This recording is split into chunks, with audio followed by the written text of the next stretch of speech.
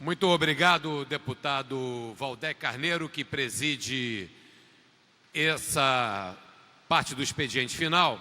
Senhoras e senhores deputados, eu gostaria de abrir aqui a minha participação para trazer ao conhecimento dos senhores e da Casa fatos ocorridos hoje.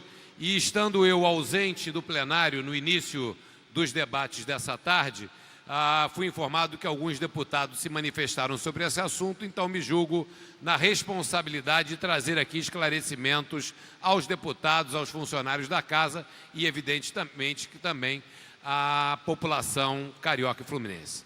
Senhoras e senhores deputados, na sessão de ontem, 2 assessores parlamentares foram fotografados por pessoas presentes aqui na galeria.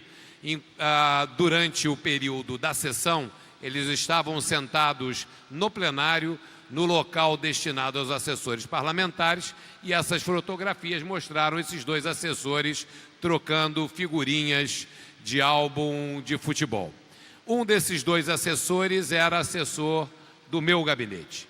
Eu hoje de manhã recebi uma ligação desse assessor solicitando desculpas pelo ocorrido, reconhecendo o erro e a atitude inadequada de comportamento no plenário, inadequado pela função que exige, pela qual ele foi nomeado, e solicitando a sua exoneração.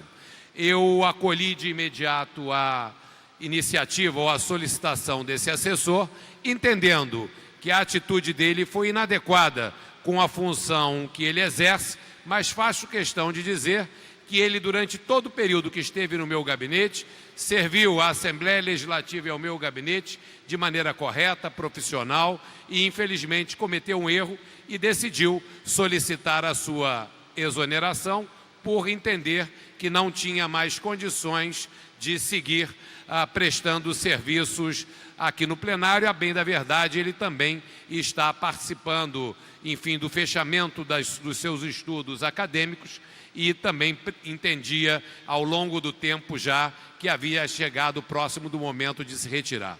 Quero reiterar que a atitude dele foi inaceitável, na minha opinião, não condizente com a função, mas ressaltar que ele teve a dignidade de reconhecer o seu erro, me telefonar como deputado responsável pelo gabinete e solicitar a sua exoneração, que foi por mim acatada, por entender, enfim, que era a maneira mais correta de se proceder. Por isso, senhor presidente, fiz questão de prestar esses esclarecimentos para que esse assunto esteja devidamente esclarecido da parte minha, enfim, como responsável pelo gabinete. E aproveito também para me desculpar aos demais deputados por essa ocorrência em nome do meu gabinete e de todos aqueles que lá servem a população do Estado do Rio de Janeiro. Senhor presidente, eu gostaria também encerrando a minha participação aqui no expediente final, de me posicionar com relação às decisões que ontem foram exaradas pelo Supremo Tribunal Federal. Senhor presidente, eu entendo que o Supremo ontem tomou uma decisão correta nas circunstâncias que se apresentavam. Nós temos hoje em vigor no Supremo Tribunal Federal, ou seja, no Regramento Jurídico Nacional, desde o segundo semestre de 2016, uma jurisprudência que autoriza a prisão de condenados após essa condenação ser confirmada pela segunda instância.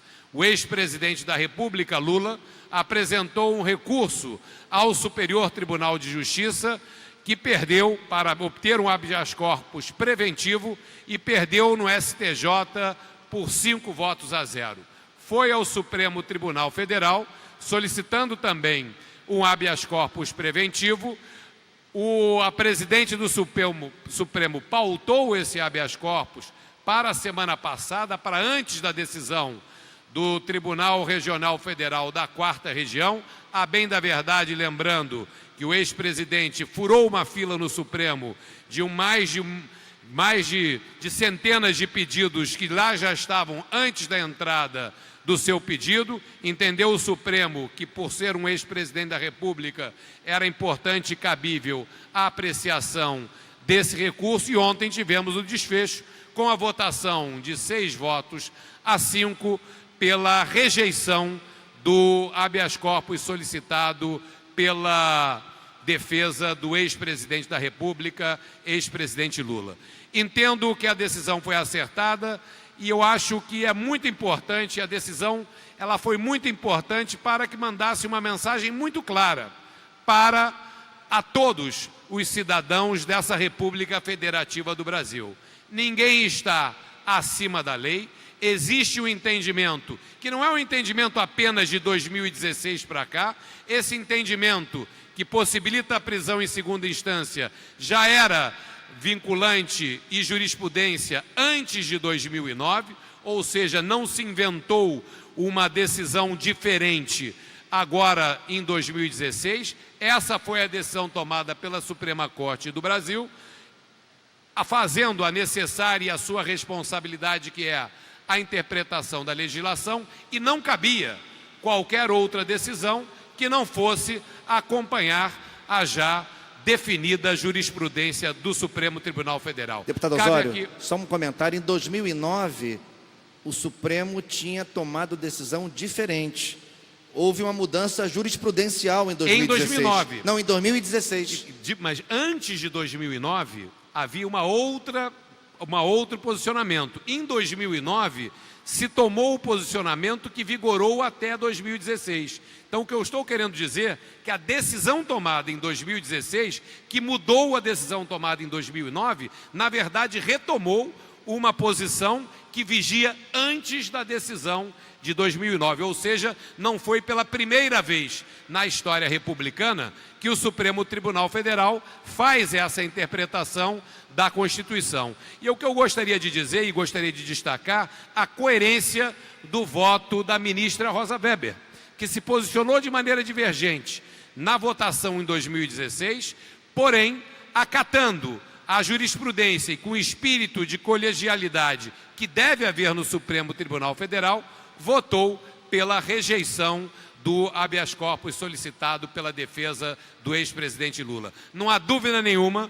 que essa decisão ela vai de encontro ao desejo, acredito eu, da ampla maioria da sociedade brasileira, que entende que a perseguição da justiça é necessária e que a garantia de que todos são iguais perante a lei é fundamental, não importa quão poderoso seja o condenado e mesmo que ele seja um ex-presidente da República. Fez-se justiça, na minha opinião, e acho que a sociedade brasileira, com essa decisão, enfim, tem a tranquilidade e a garantia que todos são iguais perante a lei e que a perseguição a crimes e a punibilidade, ela vai continuar no nosso país dentro sempre do ordenamento jurídico nacional, com amplo direito à defesa, com todas as garantias constitucionais que devem ser preservadas a qualquer custo. E gostaria de fazer um comentário,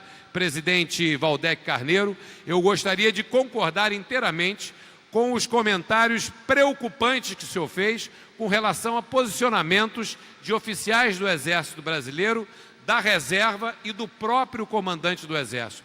É incabível, nesse momento que vive a democracia brasileira, qualquer manifestação que não seja de apreço absoluto pelas regras constitucionais e obediência de todos os poderes a esse regramento. Não cabe ao comandante do Exército fazer qualquer tipo de comentário que interfira na vida política e no regramento jurídico do nosso país, e faço também questão de enaltecer o sóbrio e correto posicionamento do comandante da Aeronáutica nesse sentido. Importante, e esse tema foi tratado também ontem de maneira muito correta pelo ministro Celso de Mello, e fica aqui o registro com relação ao posicionamento, na minha visão, inadequada do comandante do Exército. Nós precisamos de união, de coesão, temos ideias divergentes, eu e o deputado Valdec Carneiro temos ideias divergentes em alguns campos, mas convergimos